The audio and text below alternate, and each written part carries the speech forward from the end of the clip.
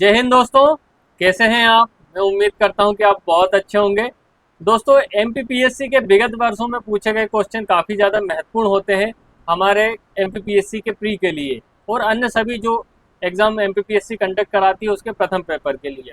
तो इसीलिए दोस्तों हम आपके लिए लाए हैं एमपीपीएससी के विगत वर्षों में पूछे गए क्वेश्चन की सीरीज। आप देख सकते हैं कि हमारे चैनल पे अभी तक 3 लेक्चर डल चुके हैं, जिसमें हम 25 क्वेश्चन जो पर लेक्चर में कराएंगे, जिसमें हम इतनी सारी जानकारी मैं आपको दे दूंगा कि ये कन्वर्ट होकर 100 क्वेश्चन हो जाएंगे।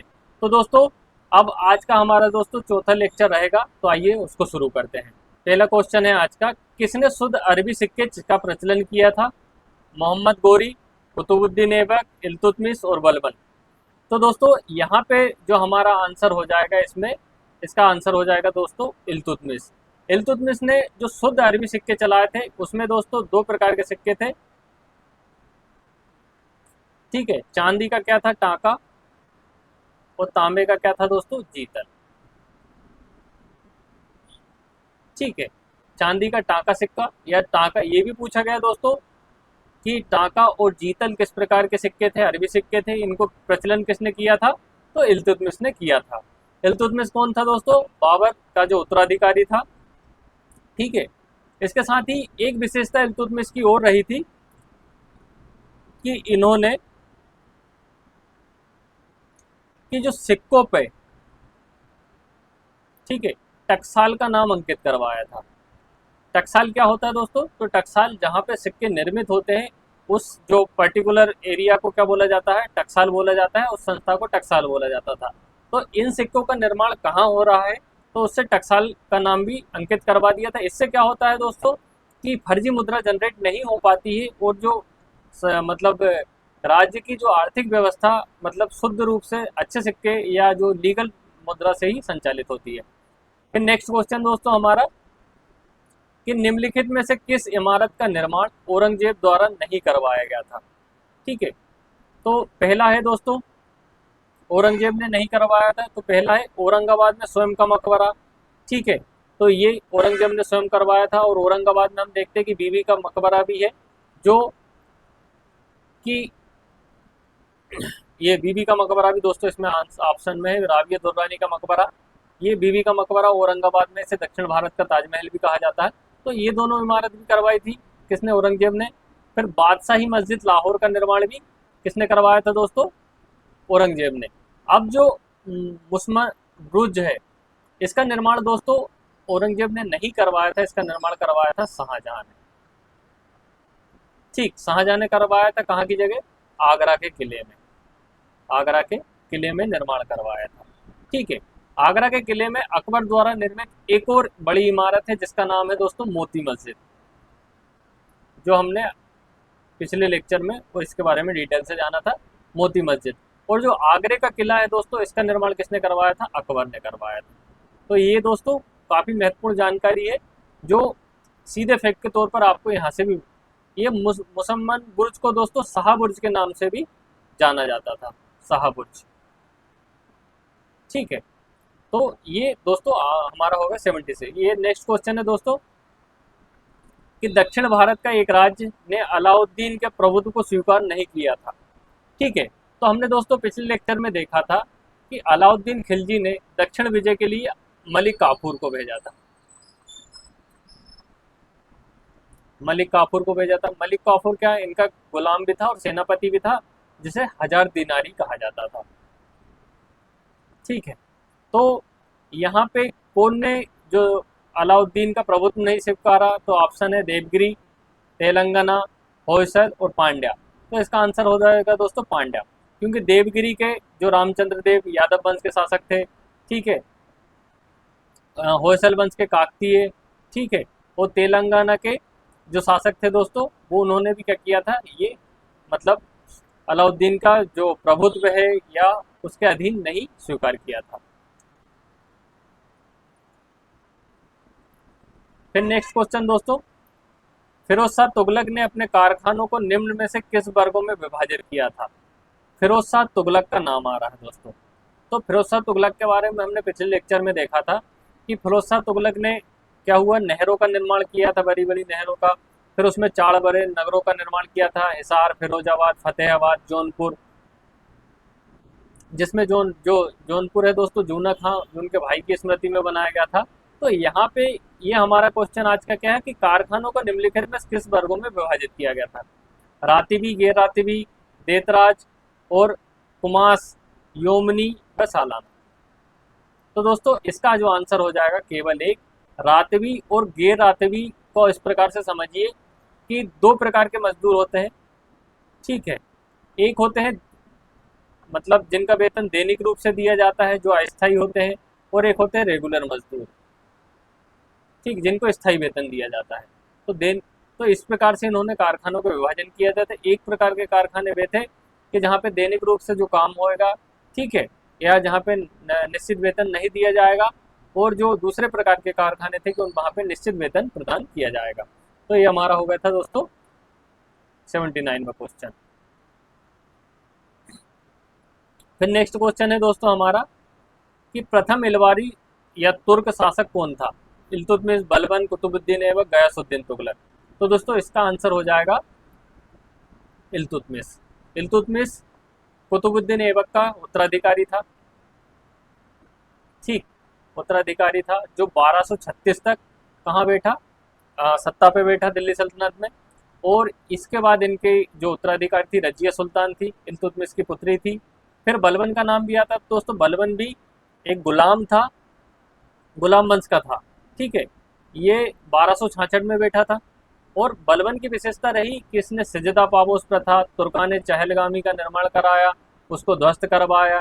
फिर लोह रक्त नीति, इस प्रकार की ये सभी नीतियाँ किसकी थी दोस्तों? बलबन की थी। फिर ये कुतुबुद्दीन ऐबक है, तो ये दिल्ली सल्तनत को हम देखते हैं, ठीक है, ये प्रथम शासक हुआ। और गयासुद्दीन तुगलक का नाम भी दोस्तों आप जानते होंगे। तो इसका हमारा आंसर हो जाएगा दोस्तों कि प्रथम इलवारी तुर्क कौन था? इल्तुतमिश था। ये गुलाम वंश के भी थे, लेकिन इसके साथ ही ये इलवारी तुर्क भी थे। फिर नेक्स्ट क्वेश्चन है कि अलाउद्दीन ने निम्नलिखित पुत्रों में से कौन सा एक उसकी पत्नी झत्यपाली से उत्पन्न था, जो देवगिरी के रामचंद्र देव की पुत्री थी? तो दोस्तों मलिक काफूर को जब दक्षिण भेजा था तो देवगिरी के शासक थे रामचंद्र देव। उन्होंने क्या किया? अलाउद्दीन का आधिपत्य स्वीकार कर लिया। तो उनसे जो पुत्र हुए थे, मतलब उनकी पुत्री से जो पुत्र हुए थे, उसका नाम क्या था? शहाबुद्दीन उमर, ठीक है। ये खिरिज खां, कुतुबुद्दीन मुबारक, सादी खां, ये सभी अलाउद्दीन के 8 पुत्र थे, ठीक है दोस्तों। अलाउद्दीन के 8 पुत्र थे। उनमें से जो हमारे क्वेश्चन में पूछा गया है झत्यपाली से उत्पन्न था, या जो राजा रामचंद्र देव थे उनका पोता कहाँ कौन था दोस्तों? शहाबुद्दीन उमर था। नेक्स्ट क्वेश्चन है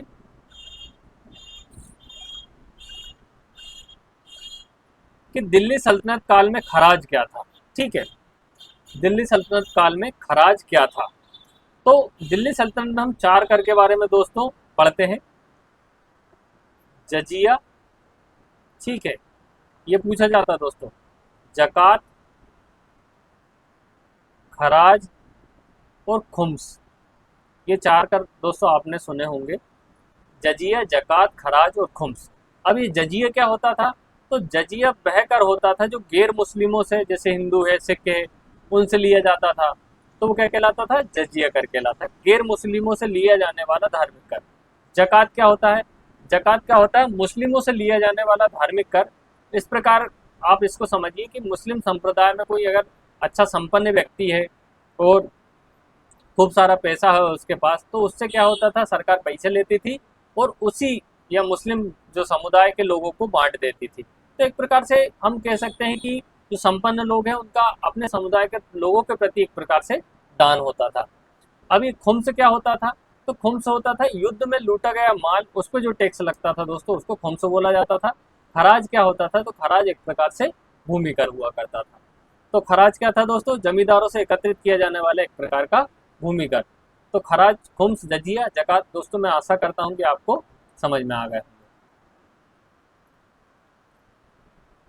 फिर नेक्स्ट क्वेश्चन है हमारा कि किसके शासनकाल में मनसबदारी व्यवस्था में मशरूत का नियम लागू किया गया था? ठीक है, तो सबसे पहले दोस्तों मनसबदारी व्यवस्था देखते हैं। तो ये मुगल काल की एक प्रकार से क्या प्रशासनिक और सैन्य व्यवस्था थी। ठीक है, इसमें जात और सवार पद दिए जाते थे। ठीक है, जात से पता चलता है कि मतलब जो पद की स्थिति क्या है, डीएसपी है या एसपी है या कलेक्टर है या एसडीएम है, इस प्रकार से आप समझ जाइए। और सवार मतलब घोड़ों की संख्या।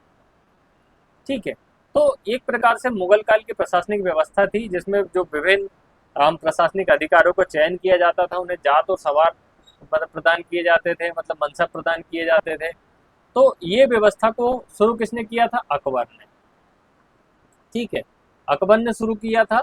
और इसमें जो मशरूत का नियम किसने लागू किया था दोस्तों? औरंगजेब ने लागू किया था।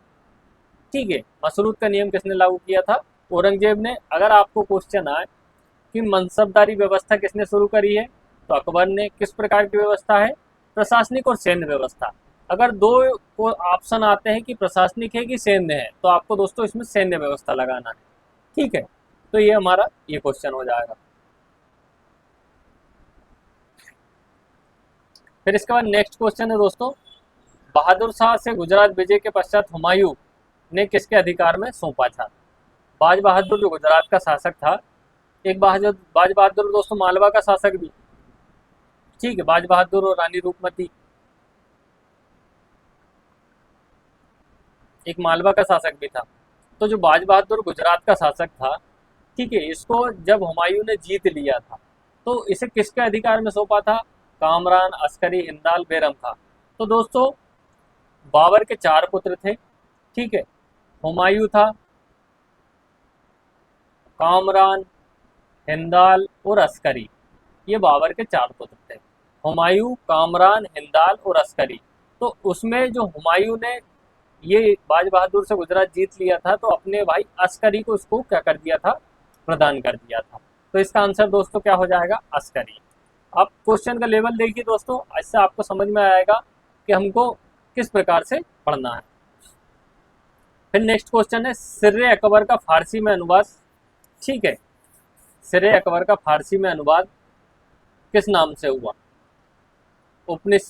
सिर्रे अकबर का फारसी में अनुवाद किसका हुआ? मतलब कौन से ग्रंथों का? उपनिषद का, रामायण का, महाभारत का, वेदों का। तो इसका आंसर हो जाएगा दोस्तों उपनिषद का। उपनिषद जो है दोस्तों हमारे प्राचीन वैदिक साहित्य में उप का होता है समीप।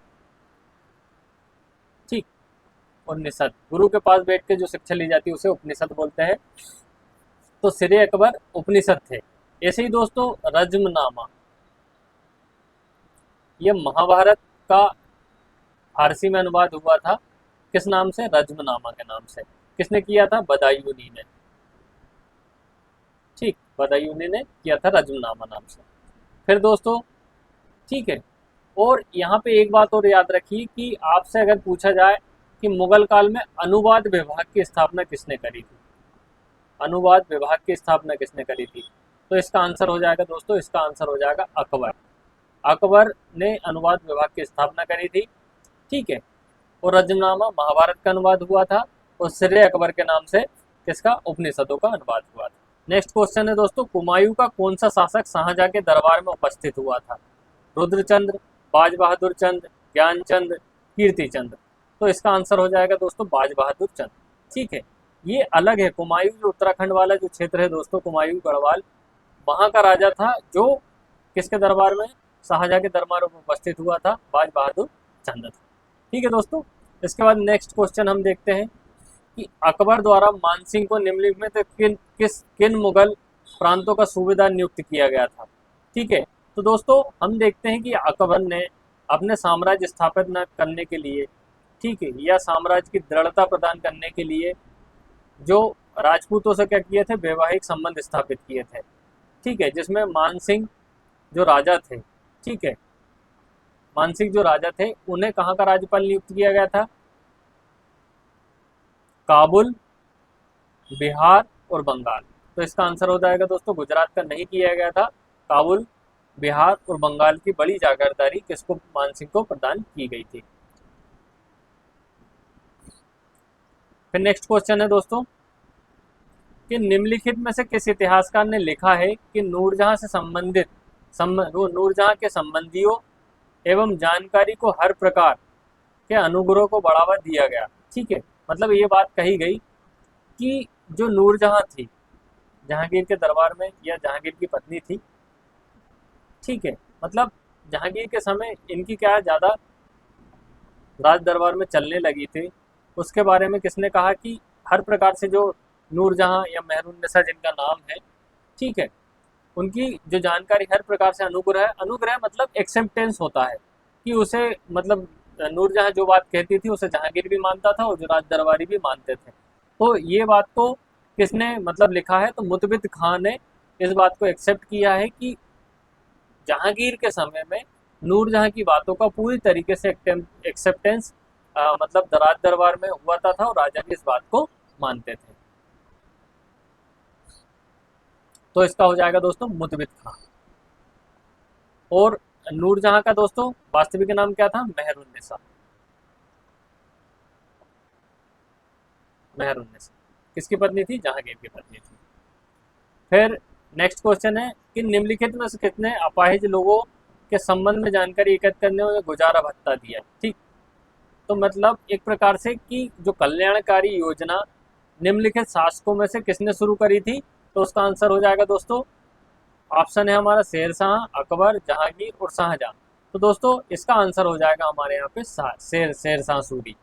ठीक है, शेरशाह सूरी। इसने कौन से दो युद्ध लड़े, चौसा की लड़ाई और बिलग्राम का युद्ध। किससे लड़ा दोनों, हुमायूं से। ठीक, कालिंजर के जो शासक थे, कालिंजर के जो शासक थे उनके खिलाफ लड़ाई में एक प्रकार का अग्नेयास्त्र चला रहे थे ये, उस समय वो फट गया और इससे इनकी क्या हो गई थी, मृत्यु हो गई थी 1556 में। ठीक है, तो चौसा और बिलग्राम की लड़ाई हुमायूं से किसने लड़ी है दोस्तों, शेरशाह सूरी ने कब लड़ा, चौसा का 1539 में, और बिलग्राम की जो लड़ाई है दोस्तों 1540 में। तो इन्होंने, शेरशाह सूरी ने, जिन्होंने ग्रैंड ट्रंक रोड का निर्माण भी कराया, ठीक है, जो कोलकाता से लेके, ठीक है, कोलकाता से लेके कहाँ तक जाता था, अफगानिस्तान तक, पाकिस्तान तक ये जाता था। तो इसे जीटी रोड के नाम से जाना जाता है, जिसे वर्तमान में NH1 और NH2 के नाम से भी जोड़ के इसका नाम हो दिया गया है। फिर नेक्स्ट क्वेश्चन देखते हैं दोस्तों, गुजरात के किस शासक को जरवक्स की उपाधि दी गई थी। गुजरात के किस शासक को जरवक्स की उपाधि दी गई थी, तो इसका आंसर हो जाएगा दोस्तों महमूद बेगड़ा। महमूद बेगड़ा, ठीक है, ये गुजरात का एक महत्वपूर्ण शासक है। ठीक है, इसके साथ ही हमने गुजरात के भी बाज बहादुर के बारे में दोस्तों पढ़ा। ठीक,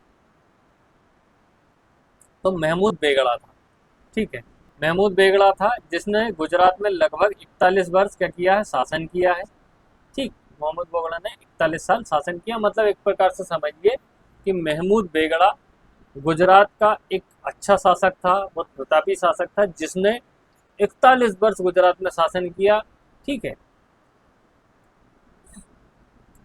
फिर नेक्स्ट है क्वेश्चन दोस्तों, तोरण के किले की विजय में शिवाजी को कितने हूणों का खजाना मिला था।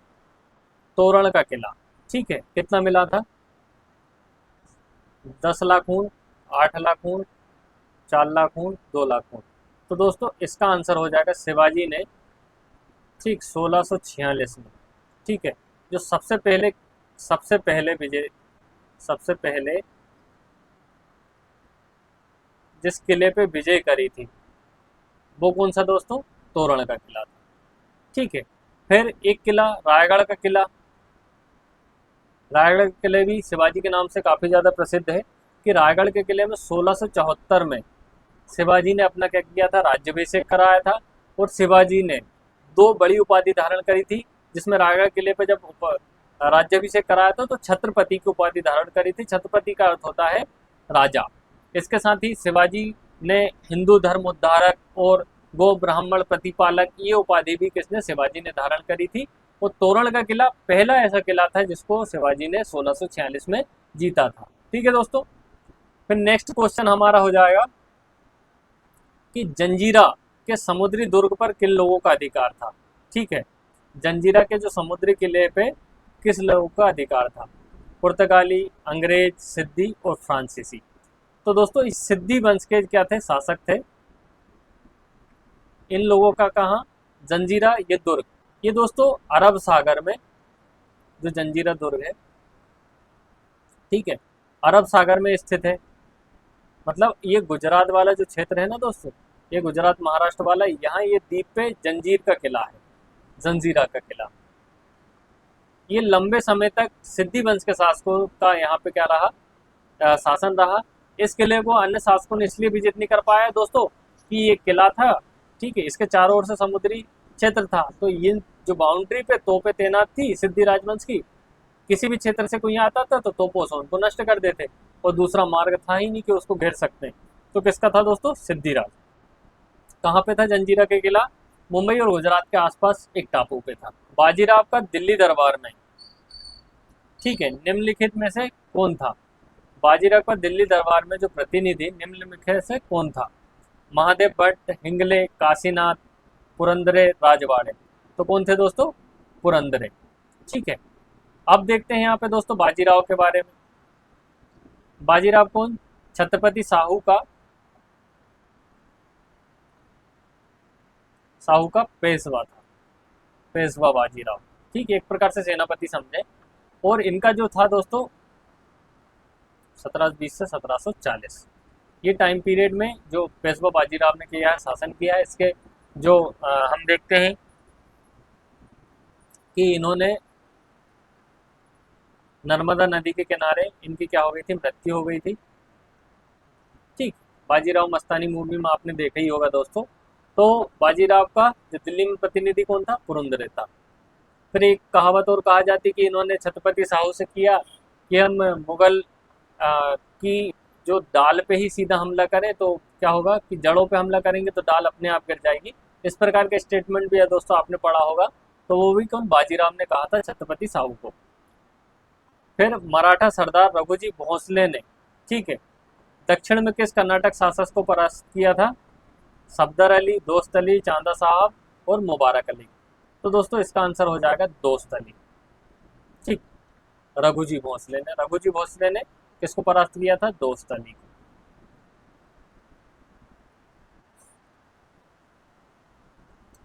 फिर दोस्तों नेक्स्ट क्वेश्चन कि शिवाजी के प्रशासन में पंडित राम का क्या पद काम, या पंडित राम जो पद था, ठीक है, पंडित राम का पद नाम का क्या काम था, विदेश मामले, दान, धार्मिक मामले, महालेखागार और न्याय विभाग। तो दोस्तों इसका हो जाएगा दान एवं धार्मिक मामले, मतलब जो पंडित के जो काम होते हैं दोस्तों वो वाले काम थे, ठीक है, तंत्र जो यज्ञ करना, हवन करना, इस प्रकार के काम। तो दोस्तों शिवाजी के जो शासनकाल में अष्टप्रधान थे, ठीक, अष्टप्रधान थे, मतलब इनके जो शासन को संचालित करने वाले 8 महत्वपूर्ण विभाग थे या वो जो पद थे, उसमें कौन थे दोस्तों, पेशवा था जो शिवाजी का क्या प्रधानमंत्री हुआ करता था। फिर दोस्तों सुमंत होता था, सुमंत क्या होता है दोस्तों, सेनापति। वो सुमंत कौन होता था दोस्तों, विदेश विभाग, ठीक है। फिर सरे नौबत होता था, सेनापति होता था। वाक्यान्विश होता था, वाक्यान्विश का क्या काम था दोस्तों, एक गृह मंत्री होते थे। तो पेशवा, अमात, वाक्यान्विश, सुरनविश, ठीक है, सरे नौबत, और इस प्रकार के दोस्तों 8 विभाग हुआ करते थे। नेक्स्ट क्वेश्चन दोस्तों हमारा कि शिवाजी के प्रशासन में पंडित राम का पद नाम का क्या कार्य था, विदेश मामले, दान विभाग, धार्मिक विभाग, महालेखागार, न्याय विभाग। तो इसका हो जाएगा दान और धार्मिक मामले, ठीक है। तो धार्मिक मामले को जो संभालता था वो क्या कहलाता था, पंडित राम कहलाता है। इसके साथ ही दोस्तों शिवाजी का जो शासन था, ठीक, शिवाजी का शासन 8 प्रमुख लोग चलाते थे, जिन्हें क्या कहा जाता था, अष्टप्रधान कहा जाता था, ठीक, अष्टप्रधान कहा जाता था। तो ये भी दोस्तों क्वेश्चन पूछा गया है कि किसके शासनकाल में अष्टप्रधान रहे, तो शिवाजी के शासनकाल में।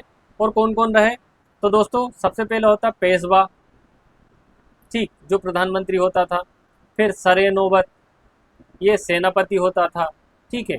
वाक्यान्विश होता था, ये क्या होता दोस्तों, गृह मंत्री होता था, ठीक है। फिर सुमंत होता था, सुमंत होता है, ये विदेश विभाग संभालता था, ठीक है। और सुरुनविश, सुमंत के बाद सुरुनविश, सुरुनविश मतलब ये होता था दोस्तों पत्राचार को संभालता था, मतलब दो राज्यों के मध्य में जो कैसे वार्तालाप करना है उस प्रकार से। और जो 8वां पद होता है दोस्तों पंडित राम का, ठीक है। तो पेशवा, ठीक है, सरे नौबत, सुमंत, वाक्यान्विश, सुरनविश, सुमंत, और पंडित राव। इस प्रकार से दोस्तों 8 पद होते थे जो शिवाजी के प्रशासन को संभालते थे। फिर नेक्स्ट क्वेश्चन है कि शिवाजी को छत्रपति की उपाधि कब प्रदान की गई थी? 16 1674, 1665 और 1657। तो दोस्तों इसका आंसर हो जाएगा 1674। 1674 में क्या कि इन्होंने अपना जो राज्याभिषेक रायगढ़ के किले में कराया था। ठीक, रायगढ़ का किला जो महाराष्ट्र में है, यहाँ पे शिवाजी ने अपना क्या किया था, राज्याभिषेक कराया था। और इसी के बाद इन्होंने क्या करी थी, छत्रपति को उपाधि धारण करती थी। छत्रपति का अर्थ होता है राजा या सर्वोच्च प्रमुख। इसके साथ ही जो शिवाजी ने अन्य उपाधि कौन सी धारण करी, तो दोस्तों गो ब्राह्मण प्रतिपालक या गो ब्राह्मण प्रतिपालक, कि गाय और ब्राह्मण का रक्षक या प्रतिपालक। और दूसरी हिंदू हृदय सम्राट। हिंदू हृदय सम्राट मतलब कि मतलब जो हिंदुओं के हृदय में बसने वाले सम्राट। ठीक है दोस्तों। नेक्स्ट क्वेश्चन है इसमें कि मराठा शासन में सरदेशमुखी क्या था? पेशवा के समकक्ष का पदनाम, मराठा शासन के दौरान एक सिक्का, राजस्व कर लगाया जाता, शिवाजी को दिया गया। तो दोस्तों राजस्व व्यवस्था थी। हम देखते हैं कि शिवाजी के शासनकाल में दो मतलब कर, एक चौथ और दूसरा सरदेशमुखी। ठीक है, सरदेशमुखी क्या था कि मान के चलो ये मराठा साम्राज्य, इसके पड़ोस का ये छोटा सा राज्य है, तो ये मराठा साम्राज्य इस राज्य से इसकी सुरक्षा के लिए, ठीक है, सुरक्षा के लिए जो कर लेते थे उसे क्या बोलते थे, सरदेशमुखी। ठीक, मतलब पड़ोसी राज्य से उसकी सुरक्षा के लिए उस पर जो कर लगाया जाता था उसको सरदेशमुखी बोलते थे। इससे मराठा साम्राज्य की जिम्मेदारी हो जाती थी कि जो पड़ोसी राज्य पे कोई अगर दूसरा राज्य हमला करता है तो उसकी हम मदद करेंगे, क्योंकि उससे हम सरदेशमुखी ले रहे हैं। फिर जो चौथ था दोस्तों, ये राज्य में ही लिया जाता था, एक प्रकार से वंशानुगत कर था, कि जो मराठा के जो शासक रहे हैं उनके प्रति क्या है, प्रजा का दायित्व होता था कि वो उनको ये चौथ जो कर है दोस्तों वो प्रदान करेंगे। फिर नेक्स्ट क्वेश्चन है दोस्तों, खालसा पंथ के संस्थापक कौन है? गुरु नानक देव, गुरु अर्जन देव, गुरु तेग बहादुर और गुरु गोविंद सिंह। तो दोस्तों हम देखते हैं कि सिख धर्म 10 गुरु होते हैं। ठीक है, तो हमारा जो खालसा पंथ की स्थापना किसने करी है दोस्तों? गुरु गोविंद सिंह। ठीक है, खालसा पंथ की स्थापना गुरु गोविंद सिंह। ये कौन से 10वें नंबर के क्या है, गुरु है, 10वें नंबर के गुरु है। पहले जो गुरु है कौन से दोस्तों? गुरु नानक देव, जिनका तलवंडी में जन्म हुआ था। और हम देखते हैं कि जो करतारपुर साहिब कॉरिडोर पाकिस्तान में और भारत की सीमा के मध्य में बना हुआ है। ठीक है, पाकिस्तान और भारत मतलब कुल मिला के पाकिस्तान में है, जहाँ से भारत ने पाकिस्तान की सहमति से करतारपुर कॉरिडोर बनाया है। ये जहाँ पे गुरु नानक देव की क्या हो गई थी, मतलब देहावसान हो गया था, मृत्यु हो गई थी, तो ये करतारपुर क्षेत्र है दोस्तों। को गुरु नानक देव संस्थापक थे सिख धर्म के। फिर अर्जुन देव कौन थे दोस्तों? अर्जुन देव 5वें गुरु थे। ठीक है, गुरु अर्जुन देव 5वें गुरु थे, जिन्हें किसने? जहांगीर ने खुसरो की मदद करने के लिए, जो उसका लड़का था खुसरो, उसकी मदद करने के लिए मतलब उनका मतलब मृत्यु कर दी थी। फिर जो तेग बहादुर थे दोस्तों, ये कौन थे? 9वें गुरु थे। ठीक है, गुरु तेग बहादुर 9वें गुरु थे, जिन्हें औरंगजेब ने दिल्ली में जो शीशगंज साहिब, ठीक है,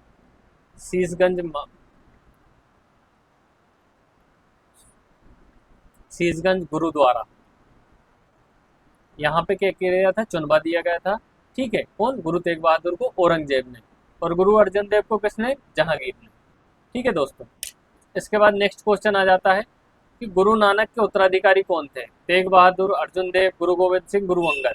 तो दोस्तों जो सिख धर्म की जो गुरु परंपरा है, तो उसमें सबसे पहले नाम आता है गुरु नानक देव। ठीक, गुरु अंगद, गुरु अमरदास, रामदास, अर्जुन देव, इस प्रकार से 5 जो है, गुरु नानक, गुरु अंगद, अमरदास, रामदास और अर्जुन देव, ये 5वें नंबर के हो गए। फिर हर राय, हरकिशन, तेग बहादुर, और इस प्रकार से 10 गुरु हो जाएंगे दोस्तों। तो गुरु नानक के उत्तराधिकारी कौन थे दोस्तों? गुरु अंगद। तीसरे नंबर के कौन थे? अमरदास। चौथे नंबर के रामदास। ठीक है, और 5वें नंबर के गुरु अर्जुन देव और 10वें नंबर के गुरु गोविंद सिंह। गुरु गोविंद सिंह की एक विशेषता और रही दोस्तों कि इन्होंने 5 ककार केस, कंगा, कच्छा, कड़ा और कृपाण, ये 5 ककार का जो सिख धर्म में प्रचलन कराया। फिर नेक्स्ट क्वेश्चन, श्री गुरु गोविंद सिंह की मृत्यु के बाद सिखों ने बंदा बहादुर के नेतृत्व में किसके खिलाफ विद्रोह किया था? ठीक है, बंदा बहादुर के नेतृत्व में किसके खिलाफ विद्रोह किया था? तो दोस्तों इसका आंसर हो जाएगा मुगल के खिलाफ। ठीक है, बंदा बहादुर किसके? मुगलों के खिलाफ। ठीक, फिर इसके बाद हम देखते हैं कि गुरु गोविंद सिंह के बाद कि जो सिखों की लड़ाई लंबे समय तक किससे रहती है? मुगलों से चलती रहती है। ठीक है, जिसमें अन्य महत्वपूर्ण जो सिख उत्तराधिकारी हुए उन्होंने मुगलों से क्या किया है? संघर्ष किया है। तो दोस्तों आज का हमारा जो लेक्चर है यहीं पे ख़त्म होता है। मैं आशा करता हूँ कि आपको हमारी सीरीज़ बहुत ज़्यादा पसंद आ रही होगी। तो दोस्तों इस प्रकार की जो आप सीरीज़ से जुड़े रहेंगे तो इससे आपकी जो तैयारी और पेनी और अच्छी हो जाएगी और जिससे आपकी दोस्तों सफलता जल्द से जल्द सुनिश्चित होगी। तो दोस्तों वीडियो पसंद आया हो तो वीडियो को लाइक करें, कमेंट करें और सब्सक्राइब करें। धन्यवाद दोस्तों।